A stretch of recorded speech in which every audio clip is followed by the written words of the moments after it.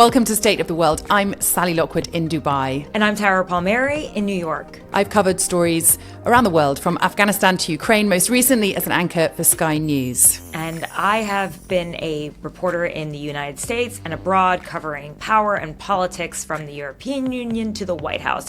And now I'm here with my friend Sally, breaking it all down in this very intense moment in history.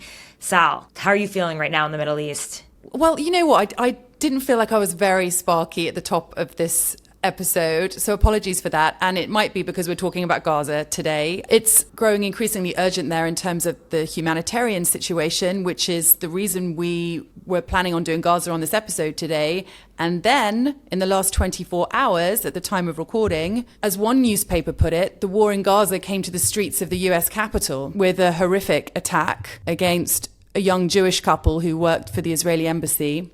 The attack in Washington, Tara, has caused a lot of shock and sadness. But for many Jewish Americans, they say they're not 100% surprised that this is something that they've feared would happen, with a rise in anti-Semitism since this war started. Yeah, I mean, it's really shocking. Some of my interns on my team, they know one of the victims. They went to American University, my alma mater in Washington, D.C., just graduated in 2023. It's really, it hits close to home in America, but there's so much tension here. And it's been like this for years, since October 7th and the attack. And I think this is like the culmination of what's happening, from the protests to now a terror attack on our own soil. And what's been the reaction in America? Because I feel like we, on this side of the world, knew about the attack in Washington long before many Americans. You've woken up to this news. Yeah, no, I think everyone is in shock. It's shock. It's a beautiful museum in Washington, D.C. It was a gala event. It's a young couple that was planning to get married. Murder in cold blood, free Palestine, screaming out loud. It was really, it was horrific. And I think it's going to change the conversation, especially now with President Trump sort of losing interest in Netanyahu, finding him to be a difficult partner to work with right now, going to the Middle East and not stopping in Israel. I think it may change his relationship to Israel again, put him on different footing, especially as so many of his supporters are support Israel and may feel like this is them being wounded at a time of weakness in terms of their support from the U.S. One detail that's being reported is that this young couple who were killed were attending an event about the humanitarian situation in Gaza. And yeah. I think, perhaps that's lost in a lot of the conversation, that there are Jewish people who want to see the humanitarian crisis in Gaza end, that it's not black or white. You're not one side or the other. There are images of women and children with their skeletons, protruding. People are fighting for, weeks old flour with mice running through it. Like, this is not the way human beings should be living, especially when they are surrounded by so many wealthy nations and there are so many people who are trying to help them, and the aid is being blocked. When you see these horrific images of children suffering coming out of Gaza, terrible. It does provoke hysteria. People are unhappy about it. People are devastated about it. And the death of one child is one death too many. Tara, we've got two guests today. We've got Amos Harel, the security specialist from Israeli newspaper Haaretz, joining us, which will be really great to get his take on the attack in Washington, as well as the latest military operation in Gaza, which is provoking so much criticism. But before that, let's hear from the founder of ReliefAid, Mike Seawright. I spoke to him a little earlier because he has teams operating on the ground, delivering water to people in Gaza, and he's lost members of his team this week. Here's what he said to me a little earlier. It hasn't been a great week, Sally. We've had teams lost in Gaza yet again. We've got our team operating in the south of the country, still delivering water. And frankly, I'm waking up every day, checking my messages to see if they're still alive. This is not the way it should be, despite the fact we specialise in helping families in war zones. But the situation in Gaza, if it could even be said, has got much, much worse. Mike, tell us about the team members that you lost. We started in Gaza at the beginning of the war with a team of 9 in the north, and then built a team in the south. Our team in the north have been on pause for a while, combination of funding issues. It's hard to get public interest even in the likes of Gaza. But nonetheless, we woke up a couple of days ago and found out that all of our team, we lost 3 at the beginning of the war, and the remainder have all been either killed or injured in the north. So I don't know what to say to them and their families, or their families, I should say. Seeing your mates, your friends, your colleagues die is by far one of the hardest things I have to deal with. Yeah, I can hear it in your voice, Mike. Thanks so much for speaking to us. I can only imagine how much you have going on. On the aid front, Mike, obviously it's been widely reported about the shortage of aid, food, medicine. The aid was allowed to start going back into Gaza this week. What is the latest on that front?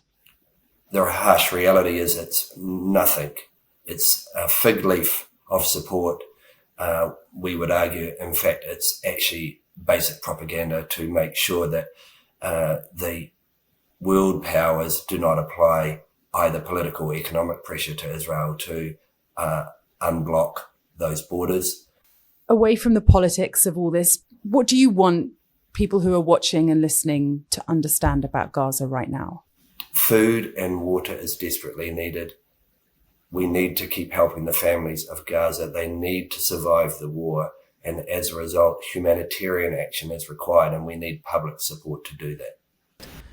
So, Tara, when you hear people like Mike, aid experts speaking in such serious and urgent terms about the situation in Gaza, I guess a ceasefire just cannot come soon enough, but it doesn't feel like that's on the cards right now. No, it seems like it's actually getting worse. I was looking at some new reporting that Netanyahu has said that the only way for the war to end is for the people in Gaza to be relocated, like in Trump's plan that he mentioned, and then Gaza is rebuilt again. And that, for him, is the only way for the war. We're not getting any closer to that. Tara, I'm going to bring in Amos now. Hi, Amos. Thank you so much for joining us. We feel very fortunate to have the military and security specialist for Haaretz on this week, especially given not just what's happening in Gaza, but also what's happened on the streets of Washington. Let's start with that. It's been such a shocking incident. What's been the reaction to it in Israel? There has been some shock, but I must admit that considering everything that happens in Israel and around it in recent months, people get almost used to hearing bad news come morning. This time it came from Washington, which is quite irregular. I think the last attempt to attack an Israeli diplomat was in the mid-70s in D.C. So that, of course, caused concern. And yet there's a daily number of casualties, almost daily number of casualties ever since the war began. And even if we look at yesterday night, then me and my family, we were awoken at about 3 a.m. because there was a ballistic missile launched from Yemen by the Houthis towards the center of Israel. And this is something that happens twice or 3 times a week. Explain what that's like, Amos. I mean, for the last 20 months, Israel has been living in very much a different way to the way of life from before. What impact has that had on people and on you, This is not only devastating for the country at large. It's, there's something quite depressing about this barrage of bad news. Of course, this started on this terrible massacre by Hamas on October 7th, 23. The country is still somewhat shell-shocked by this whole event. We're still traumatized. Part of the problem is that we're delving so much in our own pain or misery, if you'd like, that we don't have much time to reflect on everything else that has happened around us. Israelis are focused on our drama, on our tragedy. And on top of the casualties, and I think close to 1,900 people were killed, murdered since the beginning of this war on the Israeli side, there's also the constant worry about the fate of the hostages. And this is something that's a little bit hard to explain to people who are not Israelis. It's a tiny country in the end, 9.5 million people. You know, Americans have a saying about 6 degrees of separation. There's only 1 degree of separation in Israel. Almost everybody knows everybody to some extent. And when you have still remaining in Gaza 58 hostages, 20 of them, according to both President Trump and Prime Minister Netanyahu, still alive, this is an open wound in the soul of the country. This is something that still affects a lot of people extremely. They're worried and concerned about that. And if you talk to them about the fate of the population in Gaza and so on, some people would tell you that they don't have enough resources and emotional resources to deal with that currently. Others would tell you, okay, this is perhaps the price you pay for supporting Hamas. I know that looking at this or listening to this from far away, this might, people may have their reservations about that, but that's the reaction of most of the Israeli public. I mean, overnight, for us, at least in the United States, the Benjamin Netanyahu said that he said the end of the war would only come when President Trump's plan was achieved, right? That the people of Gaza were relocated and that Israel took control of the area and it was basically rebuilt. And then I guess eventually they were allowed back in. How do Israeli people feel about that, about moving people off of their homeland? And so I'd note 2 issues here. This is my perspective, perhaps not the perspective of all Israelis. This is heavily debated. First of all, President Trump more or less has forgotten about his own plan. This has been mentioned in February. He presented that at that time. As usual with the president, it's hard to tell how serious he is about matters, and it depends on how many times he actually returns to these matters later on.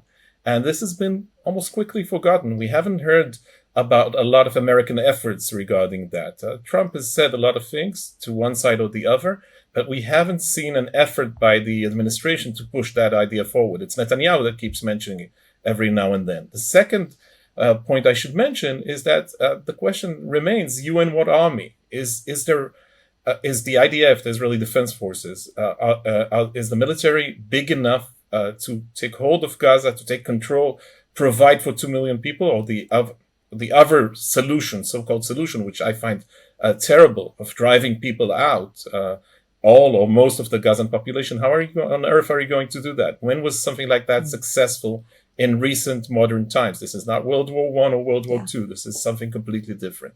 So in my view, this is not, I have moral reservations about that. I think it's appalling. I think it shouldn't be done. But I don't see this plan as being effective in any way. It's interesting what you said about President Trump not weighing in. And there's some new reports, too, that he is prepared to abandon Israel right now. He wants the situation to be wrapped up. He's grown tired of it. This is sort of a pattern for him. You see the same thing in Ukraine, a war he thought could be wrapped up in a day. I mean, was there hope that his weighing in or trying to get involved would maybe cause some sort of peace or resolution? Or was it just like, this is an absurd plan and it's adding fuel to Netanyahu's perhaps even more wild or grander plans for Israel? So the right and the extreme right in Israel were related by the plan.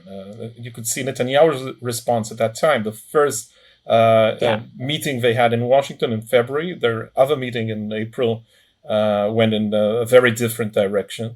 But Netanyahu seemed quite happy about that. But again, it depends which Trump and on which day and on which week. And I don't think that Trump is a warmonger. I think he's quite in love with the idea of himself as a peace bringer. Amos, on the military operation in Gaza, which began right after Donald Trump left the Middle East, codenamed Operations Gideon's Chariot, and Netanyahu said the aim is for total control of the Gaza Strip, so to clear the ground, take the ground, hold it.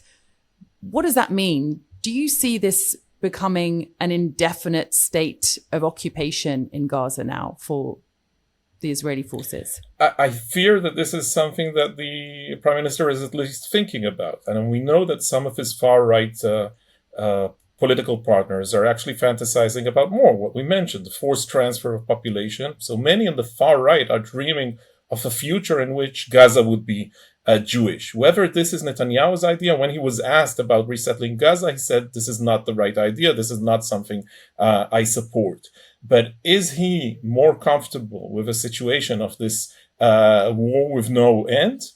In my view, it's a possibility. First of all, he doesn't trust Hamas and he wants Hamas out. That's quite clear. Secondly, he fears the price he will have to pay if there is a prisoner swap deal, and if we do get all our hostages back, but need to release thousands of prisoners, many of them terrorists who murder Israelis. Part of the problem is that Netanyahu is making promises that he could probably, for all kinds of goals that could, in my view, will be very, very hard to actually achieve. I found your reporting really interesting, that there were members of the Israeli military top brass that were very reticent about this latest military offensive in Gaza.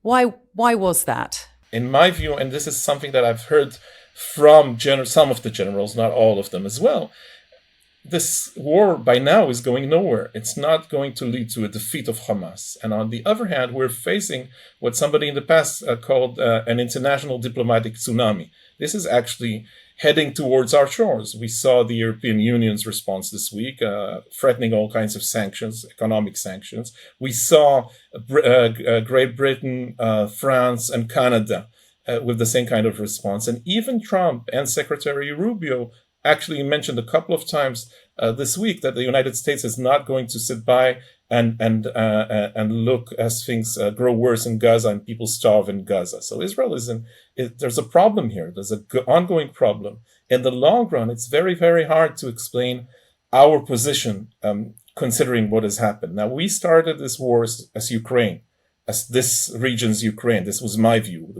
This was an unprovoked attack. We didn't try to inflict damage on Hamas. Hamas started this one morning with devastating results. And yet, within a few months, in the eyes of many in the Western world, we became Russia. Now, I think this is deeply unfair, but these are the facts. This is the situation right now. And if we continue in that direction, it would be very, very hard to explain the Israeli position under these circumstances. I've never heard it described that way, but that was a really interesting comparison. Really appreciate your time. Fascinating to hear the perspective. Yeah, Amos, please come back again soon. Sure. Okay, that's it for this episode. Thanks so much for watching and tuning in. We really appreciate your support. Yeah, thank you for following us. Please like, comment, subscribe, share this with your friends. Tell everyone about State of the World so you can learn more about it. We'll see you next week. Thanks, guys. See you next week. Mm-hmm.